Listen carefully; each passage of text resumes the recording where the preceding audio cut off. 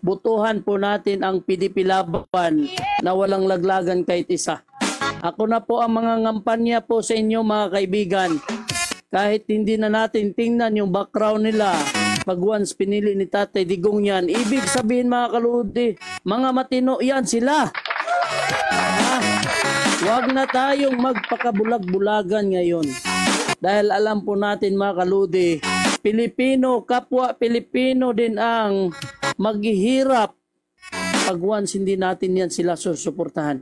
Huwag po kayong magpapadala sa pera. Huwag po kayong magpapalinlang sa pera.